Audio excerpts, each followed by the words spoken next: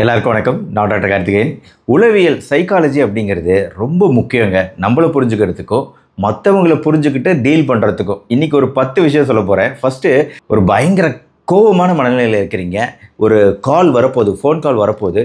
நீங்கள் பேசுனீங்கன்னா உங்களே அறியாமல் நல்ல மோசமான வார்த்தைகள்லாம் பேசி திட்டி பெரிய பிரச்சனையாக ஆக போகுதுன்னு உங்களுக்கு தெரியுது. ஆனாலுமே பிரச்சனை வேணான்னு நீங்கள் நினைக்கிறீங்க. ஃபோன் கால் அட்டன் பண்ணணும். அப்போ நீங்கள் பண்ண வேண்டிய ட்ரிக் என்ன தெரியுங்களா? ஸ்மைல் பண்ணணும். சிரிச்சுக்கிட்டே இன்டென்ஷனலாக ஸ்மைல் பண்ணி சிரிச்சுக்கிட்டே நீங்கள் ஃபோன் கால் அட்டன் பண்ணீங்க அப்படின்னா உங்களோட வார்த்தைகளோட வீரியம் குறையும். நீங்கள் பேச வேண்டிய பாயிண்ட்டை கரெக்டாக பேசுவீங்க. மேபி உங்கள் கோவம் குறைஞ்சி நீங்கள் நினச்ச காரியம் நடக்கும். இது உளவியல் நம்பர் 1 பாயிண்ட். ரெண்டாவது உளவியல் பாயிண்ட்டும் இதே தான். நம்ம ஃபுல் டென்ஷனோடு இருக்கும்போது நம்ம டெக்ஸ்ட் பண்ணணும். இப்போ மெசேஜ் பண்ணணும் அப்படின்னு நினைக்கிறோம். டக்குன்னு மெசேஜ் பண்ணும்போது மெசேஜ்லேயும் பயங்கரமான வார்த்தைகள், கெட்ட வார்த்தைகள் ஒழுகும். ஆனால் நீங்கள் அப்படி மெசேஜை டைப் பண்ணிட்டு இருக்கும்போது உங்களே அறியாமல் ஒரு விஷயம் பண்ணிட்டு இருப்பீங்க. அது என்னன்னா, உங்கள் மூச்சு அடக்கி இறுக்கி பிடிச்சிட்டு இருப்பீங்க. மூச்சு விடாமல் அப்படியே டைப் பண்ணிக்கிட்டே இருப்பீங்க. அது உங்களுக்கே தெரியாது. இது ஒரு சைக்காலஜிக்கல் ஃபேக்ட், உளவியல் ஃபேக்ட். அப்போ நம்ம அதை டைப் பண்ணும்போது ப்ரீத் இன் பண்ணி ப்ரீத் அவுட் பண்ணிட்டு ரிலாக்ஸாக டைப் இன் பண்ணீங்க அப்படின்னா உண்மையிலேயே உங்கள் மெசேஜ் ரொம்ப எஃபெக்டிவான கரெக்டான மெசேஜாக இருக்கும். அதனால் டென்ஷனாக டைப் பண்ணும்போது மூச்சு விட மறக்காதீங்க. மூணாவது பயங்கர இன்ட்ரெஸ்டிங்கான பாயிண்ட்டு, உளவியல் ரீதியாக உங்கள் மனசு ரிலாக்ஸாக இருக்கணும், உங்கள் ஃபோக்கஸ் நல்லா இருக்கணும் அப்படின்னு நினச்சிங்கன்னா அப்படியே இப்படி பாருங்கள். இந்த ப்ளூ கலர் அப்படிங்கிறது உங்களுக்கு ஹெல்ப் பண்ணுங்க. இந்த நீல நிறம் அப்படிங்கிறது சைக்கலாஜிக்கலாக நம்ம மைண்டு ரிலாக்ஸ் ஆகிறதுக்கு, ஷார்ப்பாக ஃபோக்கஸ் பண்ணுறதுக்கு உதவி செய்யக்கூடிய நிறம். நாலாவது ரொம்ப இன்ட்ரெஸ்டிங்கான விஷயம், இந்த மாதிரி ஓவர் திங்கர்ஸ், ரொம்ப ஹை ஐக்யூ, நல்ல இன்டெலிஜென்ட்டாக இருப்பாங்க, பயங்கரமாக யோசிப்பாங்க. ஆழ்ந்து ஒரு பிரச்சனையில் பல்வேறு கோணங்களில் இப்படி அப்படி இப்படின்னு ஒரு 5 விதமாக 5 சொல்யூஷன்ஸ் அப்படின்னு பயங்கரமாக யோசிக்கக்கூடியவங்க. 5 to 10 சொல்யூஷன் இருந்தாலும் 5 to 10 சொல்யூஷனில் ஒரு முடிவு எடுக்கணும் அப்படின்னு வரும்போது ஃப்ரீஸ் ஆகிடுறாங்க. ஒரு மாதிரி முடிவெடுக்க முடியாமல் திணறுவாங்க. ஆனால் ஆழமான யோசித்தல் திறன் அப்படிங்கிறது அதிகமாக இருக்கும், புரிதல் திறனும் இருக்கும். ஆனால் முடிவெடுக்கிறது ரொம்ப புவராக இருக்கும். இன்ட்ரெஸ்டிங்காக இருக்குல்ல இந்த பாயிண்ட்டு. அஞ்சாவது, இது நிறைய பேருக்கு நடந்திருக்கும். அதாவது உங்கள் மைண்டில் ஒரு பாட்டு ஓடிக்கிட்டே இருக்கும். அதாவது வெளியிலேருந்து பாட்டு கேட்காது, உங்கள் மனசுக்குள்ளே ஒரு பாட்டு திருப்பி ஓடிக்கிட்டே இருக்கும். என்ன வேலை செஞ்சாலும் அந்த பாட்டு உங்களை டிஸ்டர்ப் பண்ணுற மாதிரி மைண்டில் ஓடிக்கிட்டே இருக்கும். இதை நீங்கள் ஃபீல் பண்ணியிருப்பீங்க அப்படின்னு நினைக்கிறேன். ஆக்சுவலாக உங்கள் மைண்டு அப்போ என்ன பண்ணுது அப்படின்னா, அந்த பாட்டை முழுமையாக கேட்டு முடிக்க சொல்லுது.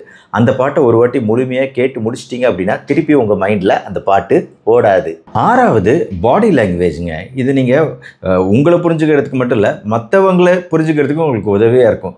அதாவது நம்ம உளவியல் ரீதியாக என்ன சொல்கிறாங்க அப்படின்னா, ஒருத்தரை நம்மளுக்கு பிடிச்சிருக்கு, அவங்கள நம்ம லைக் பண்ணுறோம், இல்லை அவங்களோட கொள்கைகளோ அவங்களோட பாயிண்ட் ஆஃப் வியூவோ நம்மளுக்கு பிடிச்சிருக்கு அப்படின்னு நினைக்கிறோம் அப்படின்னா ஆட்டோமேட்டிக்காக நம்ம உடம்பு அவங்க சைடு தான் இருக்கும். கொஞ்சம் லைட்டாக இப்படி உட்காந்துருக்க நம்ம பக்கத்தில் 2 பேர் இருக்கிறாங்க, 2 பேர் 2 ஆப்போசிட் விஷயத்த சொல்கிறாங்க.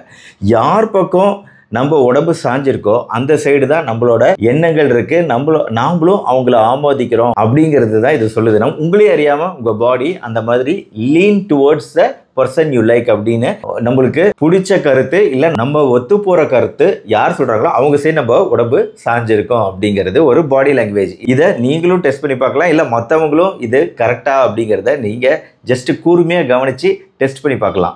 ஏழாவது, மறந்து போதல் அப்படிங்கிறது, ஃபர்கெட்ஃபுல்னஸ் அப்படிங்கிறது உங்களுக்கு இருக்குது அப்படின்னா அந்த மறந்து போதல் அப்படிங்கிறது ஒரு கெட்ட விஷயம் கிடையாது. யார் ஒருத்தருக்கு அதிக இன்டெலிஜென்ஸ் இருக்கோ, ரொம்ப கிளவராக இருக்காங்களோ அவங்களுக்கு இந்த மாதிரி அடிக்கடி ஞாபக மறதி ஏற்படலாம். அதனால் உங்களுக்கு ஞாபக மறதி இருக்குன்னா ஃபீல் பண்ணாதீங்க. நீங்கள் ஒருவேளை ஹைலி இன்டெலிஜென்ட்டாக இருக்கலாம், யாருக்கு தெரியும். எட்டாவது இன்ட்ரெஸ்டிங்கான fact, people are more honest when they are tired. ரொம்ப டயர்டாக, ரொம்ப சோர்வாக இருக்கும்போது அந்த மாதிரி சமயத்தில் அவங்கக்கிட்ட பேசும்போது நேர்மையான சில விஷயங்கள் அவங்கக்கிட்ட இருந்து வரக்கூடிய வாய்ப்புகள் அதிகம். ரொம்ப அலர்ட்டாக இருக்கும்போது உங்களை ஏமாற்றக்கூடிய வாய்ப்பு அதிகம். ஆனால் சோர்வாக இருக்கும்போது என்னப்போ அப்படின்னு சொல்லிட்டு உண்மையான விஷயங்களை அவங்க பேசக்கூடிய வாய்ப்பு இருக்குது. சூப்பராக இருக்குல்ல, ட்ரை பண்ணி பாருங்கள். 9வது இன்ட்ரெஸ்டிங்கான விஷயம், இது நீங்கள் சில பேர் சொல்கிறத நீங்கள் நம்ப முடியாமல் இருக்கலாம், ஆனால் அது உண்மை தான். சைனஸ்தீஷியா அப்படின்னு சொல்லுவோம். இந்த சினஸ்தீஷியா அப்படின்னா சில பேரால் நிறங்களை கேட்க முடியும், நிறங்கள் கலர்ஸை கேட்க முடியும், சத்தங்களை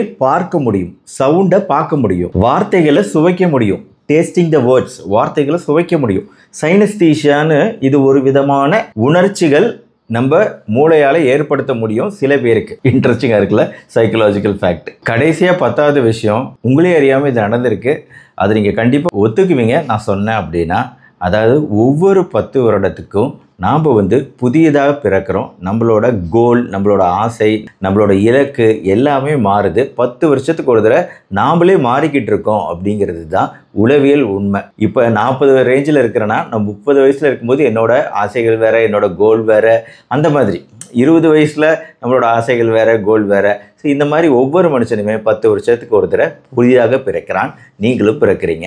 ஆக இந்த மாதிரி உளவியல் பாயிண்ட்டுகள், சைக்காலஜி சார்ந்த விஷயங்கள் கண்டிப்பாக உங்களுக்கு உபயோகமாக இருக்கும்னு நம்புகிறேன். இந்த மாதிரி வீடியோக்கள் தொடர்ந்து ஃபியூச்சரில் போடலாமா அப்படின்னு நீங்கள் தான் கமெண்ட் செக்ஷனில் சொல்லணும். இந்த வீடியோ பிடிச்சிருந்துச்சுன்னா லைக் பண்ணுங்கள், உங்கள் ஃப்ரெண்ட்ஸ் ரிலேட்டிவ்ஸ்க்கு ஷேர் பண்ணுங்கள். சில பேருக்கு இதில் இருக்கக்கூடிய பாயிண்ட்ஸ் யூஸ்ஃபுல்லாக இருக்கலாம்.